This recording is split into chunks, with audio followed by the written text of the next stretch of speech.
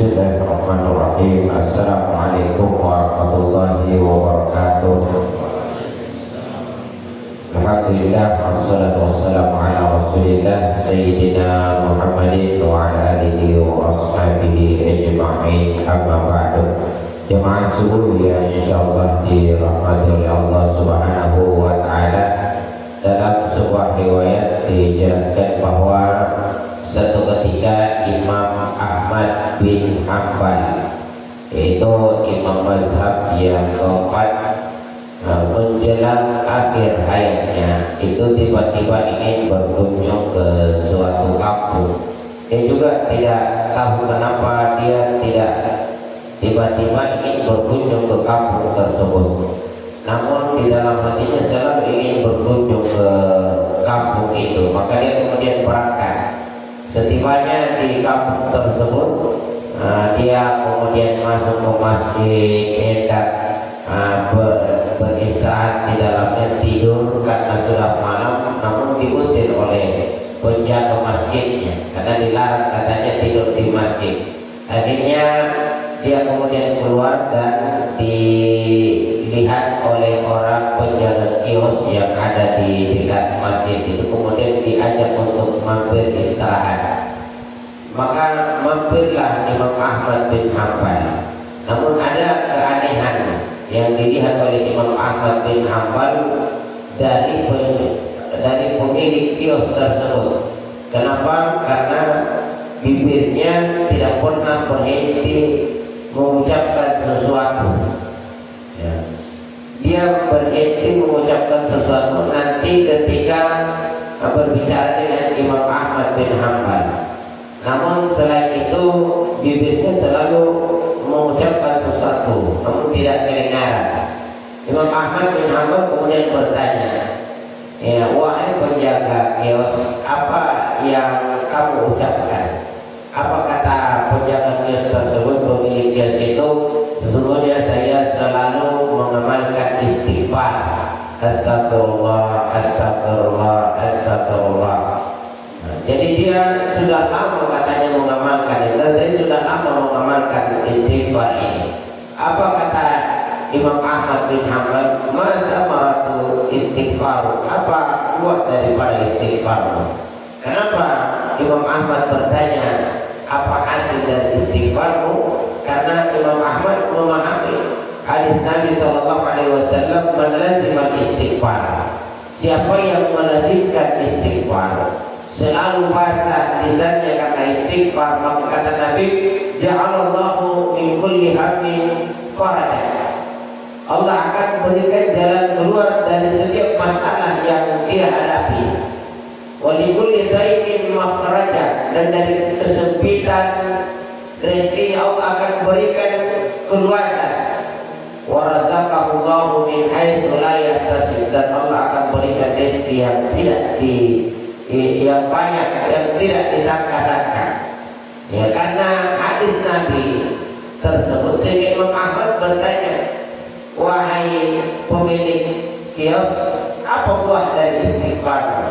Kalau kamu sudah lama mengamalkan istighfar, apa kata pemilik kios tersebut? Kata beliau, sesungguhnya semua apa yang saya inginkan dalam hidup ini, yang saya minta kepada Allah, semua sudah dikabulkan oleh Allah Subhanahu wa ta'ala. Kita ini kadang terlalu banyak yang kita minta, satu pun tidak, rasa-rasanya belum ada yang dikabulkan Allah. Tetapi pemilik tersebut berkata, semua yang saya inginkan, yang saya minta, semuanya sudah dikabulkan oleh Allah, kecuali satu. Kata Imam Ahmad bin Hanbal, apa yang satu itu? Apa katanya? Ketahuilah bahwa di negeri kita ini ada satu ulama besar yang sudah lama saya dengar namanya. Begitu saya ingin sebelum saya mati, saya ingin berjumpa dengan yang namanya Imam Ahmad bin Hanbal tersebut. Apa kata Imam Ahmad bin Hanbal? Wahai penjaga toko, tahukah kamu, sebelumnya saya tidak tahu apa alasannya saya datang ke kampung ini. Tahukah kamu, wahai pemilik toko, bahwa kamulah sebabnya saya datang ke kampung ini. Saya juga tidak tahu kenapa saya mau datang berkunjung ke kampung ini. Ternyata saya datang ke sini karena doa kepada Allah Subhanahu wa taala. Ketahuilah saya lah Imam Ahmad bin Hanbal. Maka betul kata apa yang dikatakan oleh Nabi kita Muhammad sallallahu alaihi wasallam, man lazima istighfar, orang yang selalu baca lidahnya istighfar, astagfirullah, astagfirullah, ja'alallahu min kulli haqqin faraja. Kalau dia punya masalah dalam hidupnya, Allah akan berikan solusi, jalan keluar dari masalah yang dia hadapi. Nabi Yunus alaihissalam itu ketika Nabi Yunus kemudian meninggalkan kaumnya. Nabi Yunus itu ketika marah kepada kaumnya. Kenapa? Dia berdakwah, namun kaumnya tidak mau mendengar. Orang ini mengajar santri tidak mau mendengar. Nabi Yunus juga ia berdakwah dan kaumnya tidak mau mendengar. Keras kepala, mirip-mirip dengan umatnya Nabi Nuh alaihissalam. Tapi umatnya Nabi Nuh lebih parah. Akhirnya Nabi Yunus tinggalkan kaumnya tersebut, kemudian naik kapal, kemudian sehingga berakhir cerita nanti Nabi Yunus dimakan oleh ikan paus. Namun di tengah kegelapan, di dalam kegelapan, jadi derita yang dialami oleh Nabi Yunus itu berada di 3 kegelapan, yaitu yang pertama di kegelapan malam, kemudian di kegelapan karena dalamnya lautan, ikan paus ada di dasar lautan, kemudian kegelapan karena berada di dalam perut ikan paus. Tetapi di tengah kegelapan tersebut Nabi Yunus tetap tenang, Nabi Yunus tetap baik-baik saja. Kenapa? Karena Nabi Yunus selalu mengucapkan La ilaha illa anta subhanaka inni kuntu minal zalimin wa la haula wa la quwata illa billah. Apa maksudnya? Nabi Yunus beristighfar, memohon ampun kepada Allah Subhanahu wa taala. Maka kata ulama, kalau kita ada masalah dalam hidup ini, ketahuilah bahwa kita tidak akan keluar dari kegelisahan, kita tidak akan merasa tenang kalau kita selalu menyalahkan orang lain. Tetapi kalau kita mau tenang dalam hidup ini, maka jadikan masalah sebagai kesempatan untuk bermuhasabah, untuk melihat kembali masa lalu kita, kehidupan kita. Jangan-jangan ada yang salah yang sudah kita buat di atas selama ini, sehingga Allah perlakukan kita. Karena Nabi Yunus alaihissalam itu dia tinggalkan kaumnya. Nanti di dalam perut ikan paus tersebut baru dia sadari La ilaha illa anta subhanaka inni kuntu minaz zalimin. Nabi Yunus alaihissalam berkata, ya Allah, tidak ada Tuhan kecuali Engkau. Subhanaka inni kuntu minaz zalimin. Maha suci Engkau, sesungguhnya saya telah menzalimi diriku sendiri. Nabi Yunus tidak berkata subhanaka inna qaumi kana minaz zalimin. Ketahuilah ya Allah, sesungguhnya kaumku berada di dalam kezaliman. Nabi Yunus tidak menyalahkan kaumnya meskipun kaumnya keras kepala, tapi Nabi Yunus alaihissalam menyalahkan dirinya sendiri. Ini mengajarkan kepada kita bahwa kita ketika punya masalah dalam hidup ini, maka jangan sibuk-sibuk menyalahkan orang lain, tetapi periksa, jangan sampai mungkin ada yang salah dalam hidup kita. Makanya kita butuh istighfar ini, kita butuh banyak-banyak istighfar, memohon ampun kepada Allah Subhanahu wa taala. Karena ternyata dalam Al-Qur'an ma asabaka min sayyi'atin ma asabaka min musibatin, tidak ada musibah yang menimpa manusia bima kasabat aydin nas, bima kasabat aydikum, melainkan musibah itu datang, masalah dalam hidup itu datang, kata Al-Quran, itu yang mengundang adalah perbuatan perbuatan kita. Jadi masalah dalam hidup ini itu yang mengundang itu adalah diri kita sendiri. Ya, jadi kita ini ketika ada masalah dalam hidup tidak usah salahkan orang lain. Ya, mungkin ada yang salah yang perilaku kita, perbuatan kita yang selama ini yang Allah cubit kita agar supaya kita kembali melihat. Mungkin ada yang salah dalam hidup kita sehingga kita harus Allah jadikan orang untuk Allah jadikan masalah itu untuk membuat kita tersadar. Ketika ada orang zalim kepada kita, maka jangan salahkan orang yang zalim itu. Tidak usah sibuk mendoakan keburukan, tetapi ketahuilah seseorang zalim kepada kita karena Allah izinkan dia zalim kepada kita. Dan siapa yang membuat dia menzalimi kita? Siapa yang mengarahkan dia agar supaya zalim kepada kita?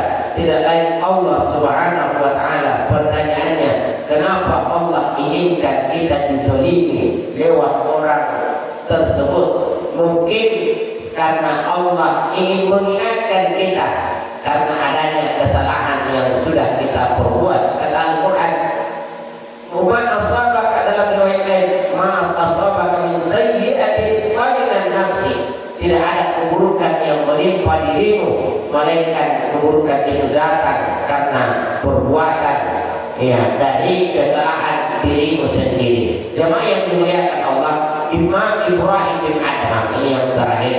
Satu ketika dia didatangi oleh orang yang punya masalah dalam hidup. "Wahai Imam, sesungguhnya saya ini sudah lama menikah, tapi tak kunjung punya anak. Apa solusi wahai Imam?" Apa kata Ibrahim bin Adham? "Perbanyak istighfar." Maka orang itu kemudian kembali perbanyak istighfar dan beberapa tahun dia sudah punya anak.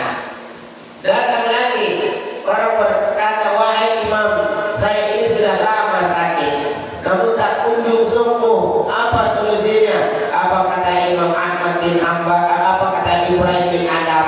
Perbanyak istighfar. Orang itu pun kemudian mengamalkan, ternyata sembuh dari penyakitnya. Datang lagi, "Wahai Imam, kampung kami kekeringan, tolong mintakan hujan. Apa solusinya?" Apa kata Ibrahim bin Adham? Kamu perbanyaklah istighfar. Apa kata apa yang terjadi? Orang itu kemudian kembali, dia perbanyak istighfar dengan penduduk kampung, maka Allah turunkan hujan. Murid Imam Ibrahim bin Adham ini, "Wahai Ibrahim, wahai Syekh, saya lihat kamu ini dari semua pertanyaan yang datang itu berbeda, tetapi jawabannya cuma satu. Apa itu? Perbanyak istighfar." Ya, pertanyaannya padahal pertanyaan berbeda. Apa kata Ibrahim bin Adham? "Kenapa kamu harus heran? Bukankah Allah sendiri yang berkata demikian? Wa qul tastaghfiru rabbakum innahu kana ghaffara." Memohon ampunlah, beristighfarlah, Allah itu Maha Pengampun. "Yursilis samaa 'alaikum midrara." Kalau kalian banyak-banyak beristighfar, maka kata Allah, "Yursilis samaa 'alaikum midrara." Kalau kampung kalian kering, kalau sawah kalian butuh air, Allah akan turunkan hujan yang lebat yang dibutuhkan oleh manusia, bukan yang merusak tanaman, bukan yang menenggelamkan padi, tapi hujan yang betul-betul dibutuhkan oleh makhluk hidup. "Yursilis samaa 'alaikum midrara." Itu kalau orang perbanyak istighfar, itu janji Allah. "Yursilis samaa 'alaikum midrara." Yang wa yumdidukum bi amwalin. Dan kalau kamu miskin, kata Allah, perbanyak istighfar, maka Allah akan kayakan kamu dengan istighfar itu. Wa yaj'ala wa yumdidukum bi amwalin wa banin. Dan kalau kamu tidak punya keturunan, kamu ingin keturunan tapi tidak punya anak, maka Allah akan berikan kamu keturunan. Mudah bagi Allah untuk memberikan keturunan kepada hamba-Nya, tapi perbanyak istighfar, kata Allah. Wa yumdidukum bi amwalin wa banin wa yaj'al lakum jannatin.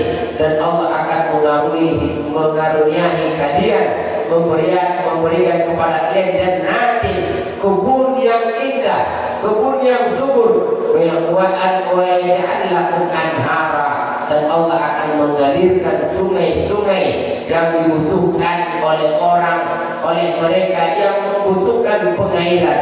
Itu janji Allah Subhanahu wa taala di dalam Al-Qur'an, dalam surah Nuh, wa qul tastaghfiru rabbakum innahu kana ghaffara. Manakala seseorang mendapati masalah dalam hidupnya, ternyata Al-Quran memberikan solusi. Di antaranya adalah dengan memperbanyak istighfar, memohon ampun kepada Allah Subhanahu wa taala. Wallahu muwaffiq ila aqwamit thoriq. Mari kita tundukkan hati bermunajat kepada Allah Subhanahu wa taala. Amin. Alhamdulillahirabbil alamin, wassalatu wassalamu ala rasulillah sayyidina Muhammad wa ala alihi wa sahbihi ajma'in. Allahumma ighfir lana dhunubana wa liwalidayna wa liwalidayhim jami'il muslimina wal muslimat wal mu'minina wal mu'minat wal ahya'i minhum wal amwat innaka sami'un qarib mujibud da'awati ya qadil hajat. Rabbana atina fid dunya hasanah wa fil akhirati hasanah wa qina adzabannar. Wa sallallahu ala sayyidina Muhammad. Alhamdulillahirabbil alamin. Ya rabbal alamin. Wassalamu alaikum warahmatullahi wabarakatuh.